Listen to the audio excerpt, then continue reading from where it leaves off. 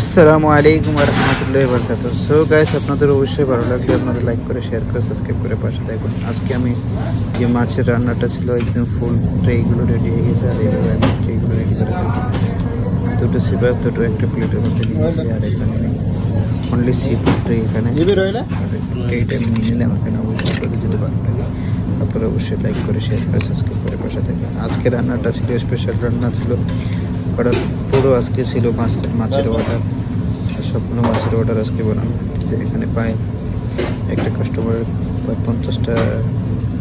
50 আইটেমের খাবার ছিল, তার মধ্যে আমাদের বিশেষ করে মাছের আইটেমটা আমার আজকে ছিল। আমাদের গ্রিলে ছিল, আসলে আমি গ্রিলে কাজ করি না, আমি মেইন ডিশে কাজ করি হোটে। আর এখানে রান্নাটা হয়ে গেছে, দেখতে প্রচুর মশলা চমৎকার করে, আর এইভাবে সুন্দর করে ড্রেসিং করে এভাবে সাজিয়ে আমরা রাখি খাবারটা। আর যদি আপনাদের অবশ্যই ভালো লাগে আপনারা অবশ্যই লাইক করে, শেয়ার করে, সাবস্ক্রাইব করে পাশে।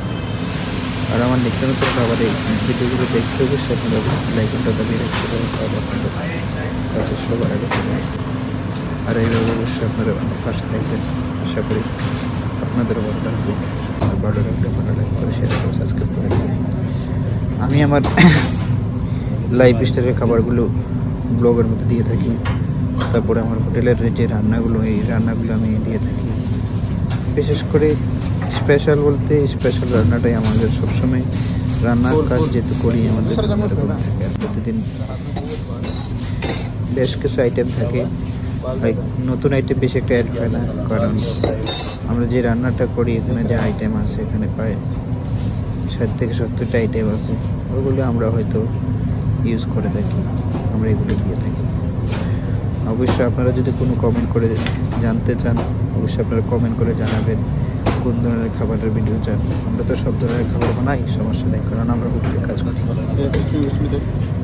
মূলত আমাদের স্পেশাল রান্নাটাই মানে আমরা যেই অর্ডারগুলো থাকে এগুলো আমরা বানাই, আর ম্যাক্সটা বেশি একটু বানাই, কারণ এক্সট্রা তো বানানো থাকে মেনে লাভ কি, কারণ আমাদের তো ওই জন্য আমরা যেটা থাকি ওইটাই বানাই।